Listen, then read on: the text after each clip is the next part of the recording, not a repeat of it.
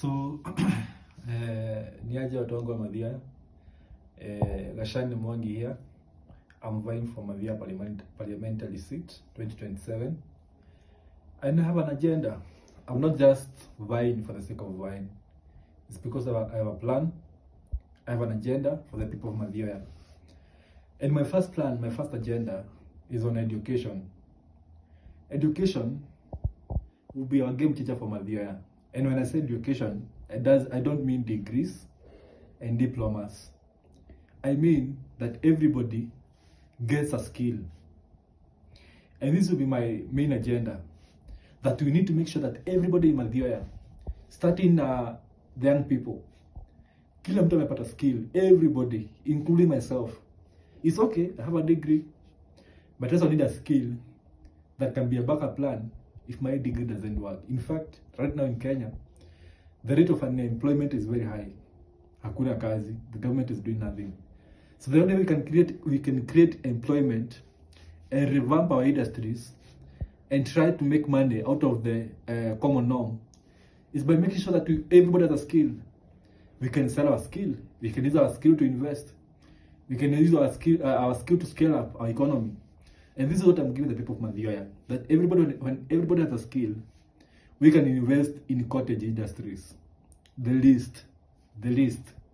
So what I'm going to do is I'm going to make sure that all polytechnics, through the Mathioya constituency NGCDF, and through the support of the government, I'll look for support from the government and from various leaders, from various ministries, even from various other organizations that can help fund that plan.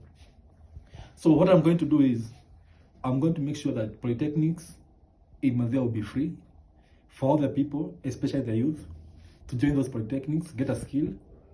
You get that skill, let's say for example, it's carpentry, you can do some furnitures.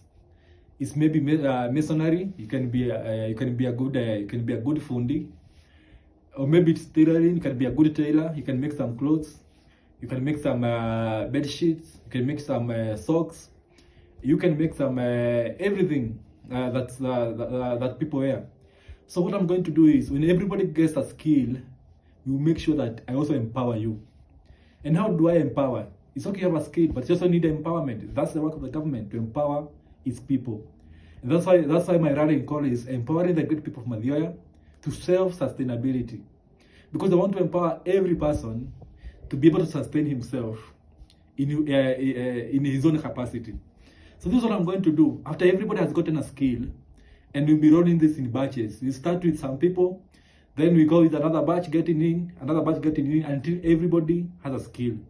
So what I'm going to do through empowerment, I'm going to make sure that for every 2 villages, I'm going to set up a workshop for every 2 villages in Mathioya. Every 2 villages, they'll have their workshop.